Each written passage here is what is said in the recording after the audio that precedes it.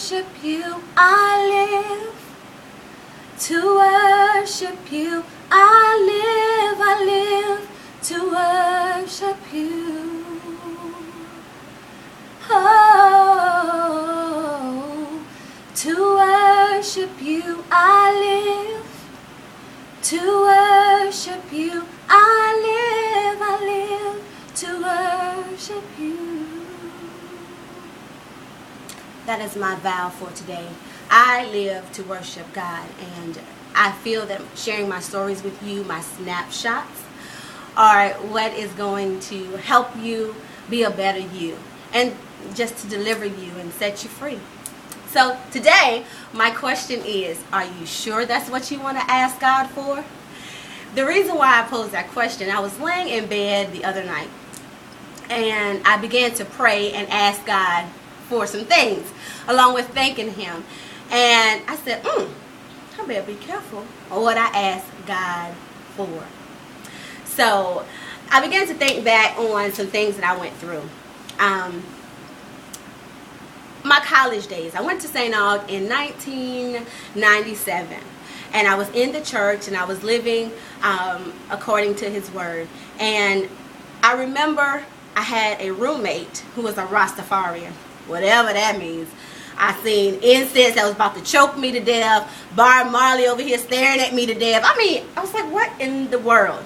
But that's where I was. That was my assignment. So I sat there and I endured all of these things. One night I began to pray and I began to ask God to show me who my enemies were. All of them, because my roommate, she was telling lies on me. She was spreading a bunch of lies. And I was like, okay, God, could you just show me who my enemies are? Are you sure that's what you want to ask God for? Well, that's what I did. So the next morning, bam, bam, bam, bam, bam. They knocking my door down.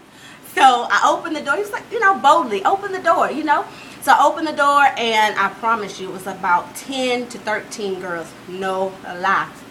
I think they called me everything but a child of God. You this, you that, blah, blah, blah. So God then, I felt like He spoke to me at that moment and said, now walk in the middle of them. Walk in the center of them. For real? Okay. So I walked in the middle of them. And I turned around and I looked at all of them.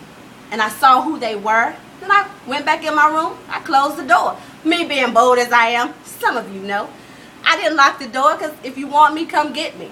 But it wasn't even about that. It was about God showing me and honoring my prayer request, honoring the request. And He enabled me to know even at that moment that I can show you what you want me to show you, and I can also protect you. So, moving on. Now it comes to that point where I remember asking God for 2 children. When I was younger, I asked Him for 2 children.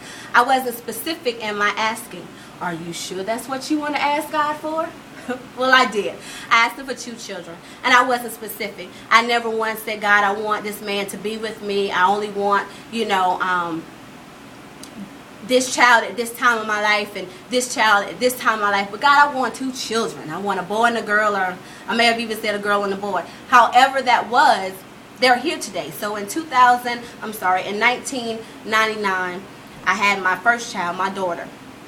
And I found myself in a depression. I then began to link up and connect with a lot of people who weren't for me, but at the time, it's what I felt that I needed. So I began to sing in the clubs, and I began to connect myself to a lot of people. So in 2001, I connected into another relationship, and in 2002, I had my son.